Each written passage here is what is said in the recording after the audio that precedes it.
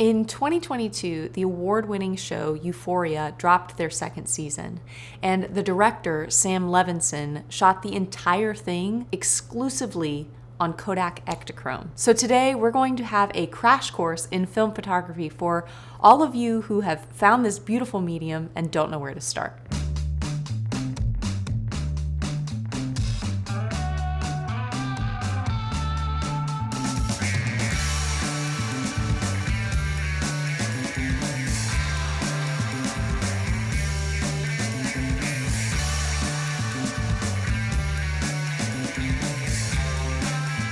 Film is a strip of transparent base with a gelatin emulsion compound that contains silver halide crystals. It's essentially a flexible piece of plastic. That is a very basic way of saying that. It is not scientific by any means, but a lot of what we're going to talk about today is going to be in layman's terms, and I'm going to describe it in a way that is easily digestible so that you don't get overwhelmed. But it is being said with the attempt of helping you understand it so that you can get started taking photos. Before we move any further, I do want to thank the people over at Lomography for sending me a couple rolls of film to take some of the photos that you will see in this video today. They have not paid me to say anything in this video, and it is not sponsored, so all of my opinions are my own. With all of that out of the way, the first thing we need to talk about is the different formats of film. This is important for you to know because you need to make sure that whatever film you are purchasing works with the camera that you have.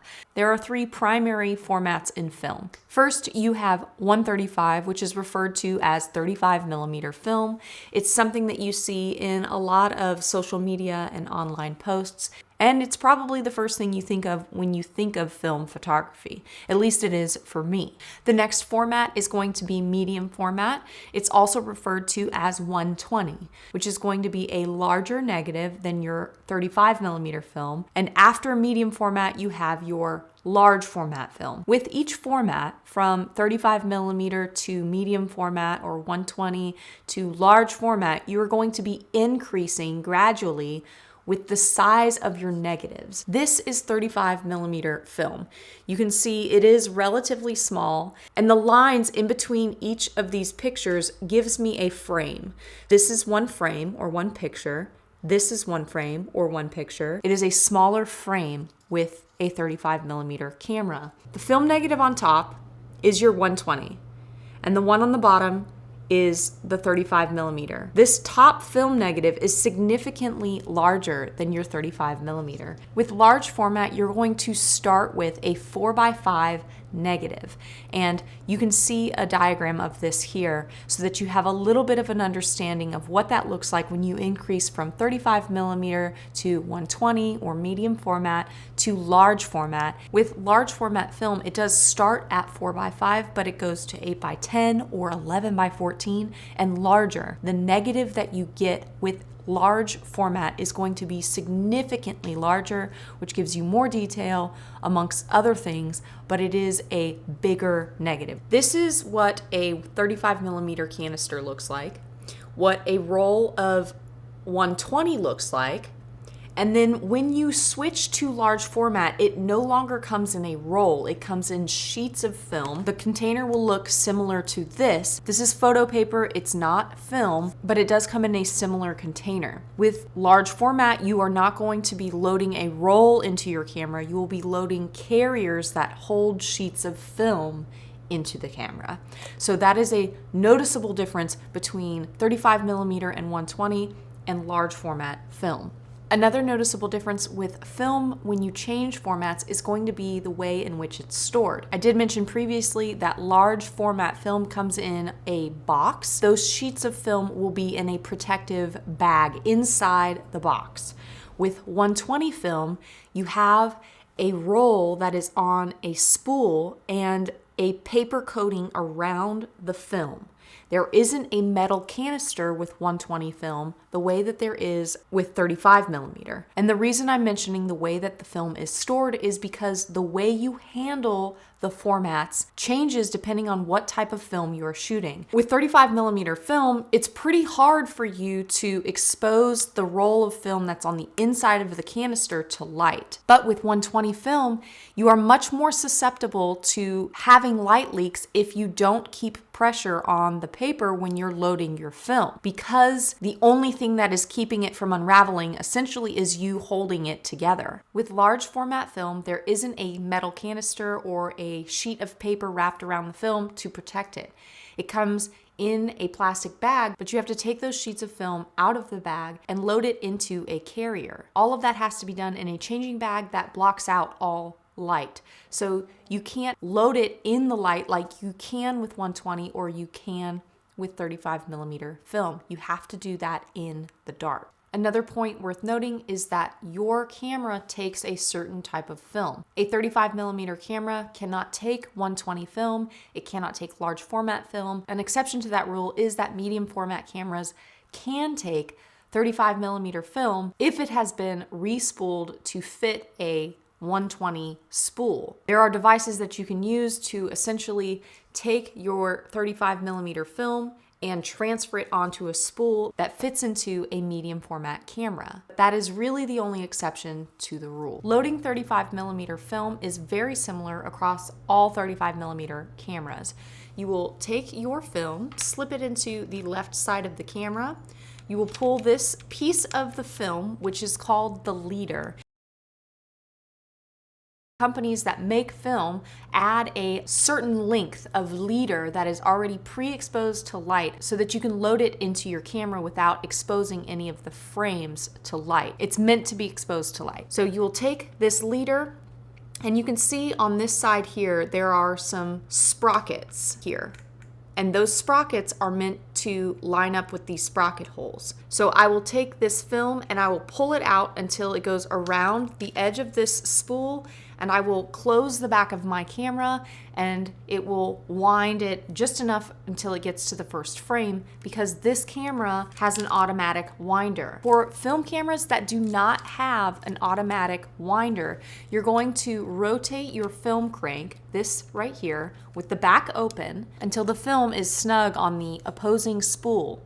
And then you will close the back and you will wind it until your camera gets to the first frame in your camera window here. If your film camera does not have an automatic winder, you're going to rotate this crank so that the film moves across to that opposing spool, and then your next frame is ready. With medium format cameras, sometimes you have to rotate that crank more than once.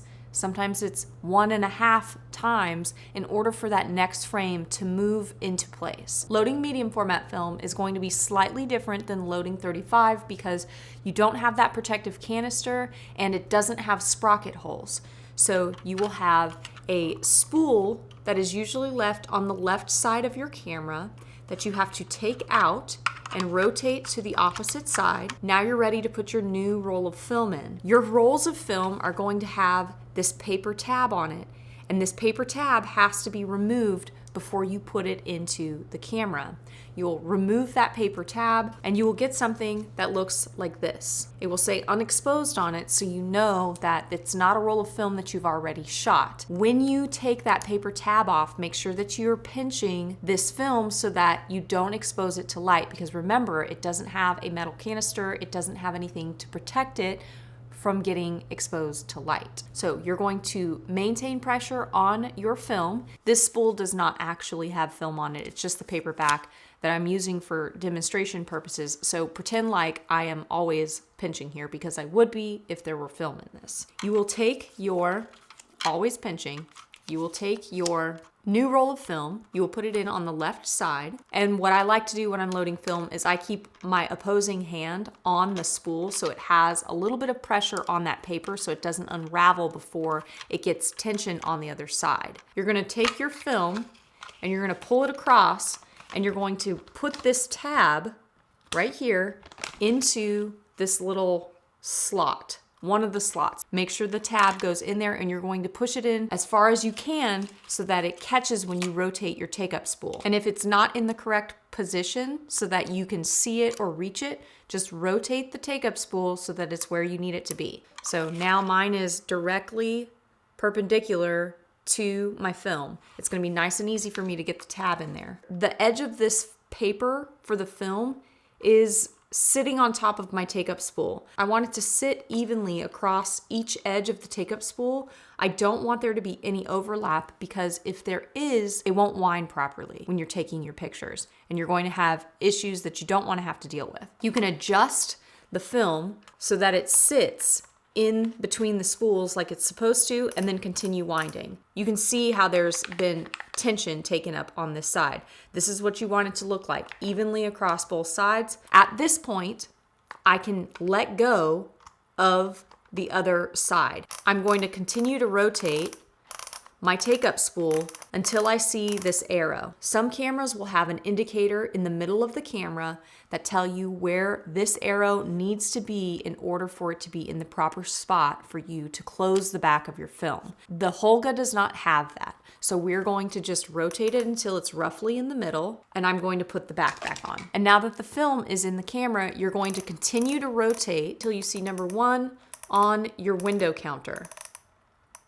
And now you're ready to take your first picture. To take the film out of the camera, again, is a little bit different with 120 than it is with 35mm. I'm going to quickly show you this, but there are videos on how to do this in more depth that you should watch before you take your film out of your camera. With 120, when you get to the last frame, you're going to wind the crank until you don't have any more tension. Usually it's about 3 to 4 turns before the film has moved from its starting position to its ending position on that other spool that you put in at the beginning. When you open the back of your medium format camera, your film will be on your right side now, and you will take this film out. You keeping pressure on this paper is going to keep it from being exposed to light. With some film, the paper tab that comes out has a self-adhesive sticker that you will peel the backing off of and seal onto itself. With others, like Ilford, it is like a stamp. You have to lick it and seal it onto itself. And now you can let go of it. With 35mm film, unless you have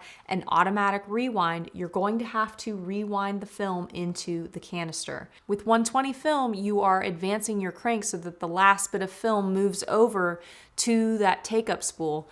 But with 35mm, you are winding it back into the canister. Some 35mm cameras will have a switch that you have to toggle in order to rewind it. Make sure you know the process and whether or not you have a lever that you have to toggle in order to rewind your film. If you do not have a lever that you have to toggle, this crank on your camera will no longer advance when you have finished your rolls of film. You'll see in the window counter that it is at 35 or 36. Sometimes it's a little bit more, but it shouldn't be past 40. Open up the rewind lever, and for this one here, you can see I have an arrow that's telling me which way I need to wind this lever.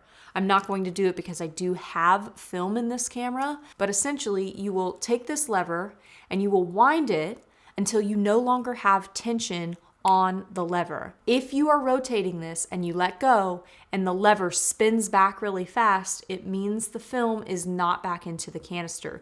You're gonna have to keep winding until you no longer have tension on it. Once you're done winding the film back into the canister, you can open the back and you should have a roll of film like this when you take it out of the camera. You may be wondering how film actually works, and that is a very valid question. On the inside of the camera, what is happening is your film is laying across a section of the camera that is exposed to light when you press down on the shutter button. That small circle you see in the middle of this rectangle is opening, exposing the film that is laying across this rectangle, which makes up your frame. It's going to expose that single frame to light and stamp a picture onto the frame. It's a very, very basic way of saying that. It's not the scientific way, and I'm sure that there are people who give me a hard time in the comments, and that's fine. But it makes sense to me, and it's the best way I know how to explain it. That's not super heady and scientific. When you are shooting film, you can choose from either black and white or color.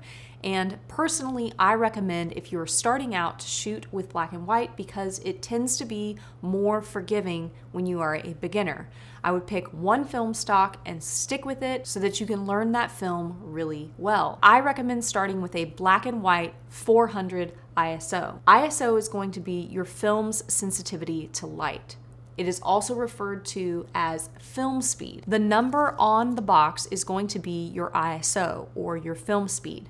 I'm going to say those things interchangeably, so if you hear me say film speed or you hear me say ISO, they mean the same thing. It can get confusing, and I apologize if that happens, but know that they are the same thing. The ISO, or the film speed on your canisters, is going to tell you what you need to set the camera's ISO to. So it's something you do need to know in order for your film to be properly exposed when you're taking pictures. The large, bold number that you see on this canister, 3200, and the bold number you see on this, 50, and the bold number you see here, 400, is the film's speed, or the film's ISO. So let's say I have Portra 400 in this camera. I'm going to set the ISO on my camera to 400. If my film canister tells me that the ISO is 200 or the film speed is 800, I need to adjust the ISO on my camera accordingly so that the film is exposed properly before you start shooting. With 120 film, the ISO is going to be on the outside of the box in a large, bold number. It will come out in a sleeve that looks similar to this with a large, bold number on it. And once you take it out of the protective silver sleeve, it will have a film tab on it that also tells you what the ISO is. Film stocks are going to be black and white versus color, amateur versus professional, different ISOs, different latitudes, different film grains, and price point of each type of film. For example, Ilford HP5 and Portra 400 are two different types of film stocks. The Darkroom Lab website does have a photo film index, which breaks down different film stocks and tells you what the different characteristics of each film stock are. I will make sure to list that down below so you have access to it. You heard me mention latitude, grain, saturation. Most people understand what saturation is, but if you don't, it is the vividness of a color's hue, essentially how vibrant the colors are. Latitude is essentially your film's ability to capture a wide range of tones. So the darkest shadows, or the darkest parts of your picture, and the brightest parts of your picture are both exposed properly when you have a wide latitude. It's not completely black and it's not completely white. You can still see the clouds in the sky and the details of the trees in the tree line. Film grain is one of those things you will develop a preference for.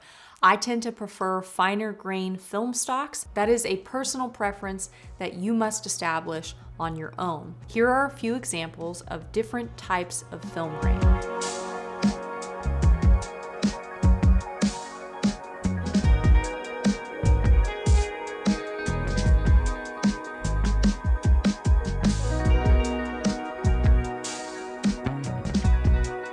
When I first started out, I wrote down what my aperture was and my shutter speed, as well as my ISO, and I also made notes about what kind of setting I was in. Was it super cloudy? Were the clouds shifting? Or when I moved to the next frame, did something happen that was odd and I need to pay attention to when I get my film negatives back? This is a great way for you to learn and to improve your skills as a film photographer. Aperture, shutter speed, and ISO are going to be the fundamentals to photography, so it's really important for you to understand those in order for you to take pictures and get the results that you want. I do have a video on aperture that you can find here if you need more information on that, and I also have a video on shutter speed that you can find here if you need that. The next thing we need to talk about is developing. You can send your film canisters, your roll of 120, or your large format film to a lab, or you can develop it at home. But a lab will have the ability to not only develop your film, but also scan it so that you have a digital copy and you can post it on social media. If you do not have a scanner or a digital camera set up in order to scan your film into your computer, it's going to be better for you to send it to a lab. The Darkroom Lab is one of my favorite labs to send film to, but there are a number of mail-in labs that you can send your film to. I'll have a few of those labs listed below if you would like a place to start. Next, we need to talk about storing your film. When you send your film off to a lab, they should always send you your film back. If you take it to a local lab, you should always get your film back. In the event that you lose the digital copies that you have, you can rescan your film and get those images back. So always get your film negatives back.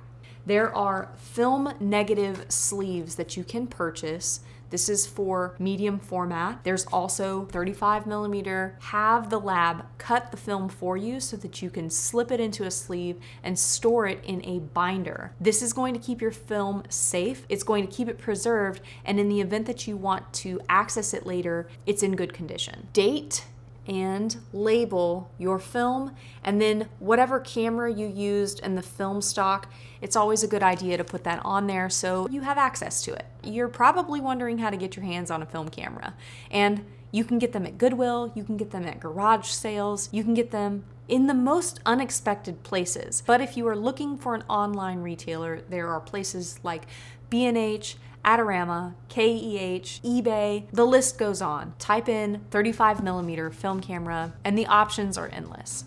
If you made it to this part in the video, thank you so much for watching. I will link everything that we talked about down below so you have access to it. And if you end up purchasing a film camera, please leave a comment down below to let me know what you got. That's it for today's video. I'm Tilly Scholl. I'll catch you on the next one.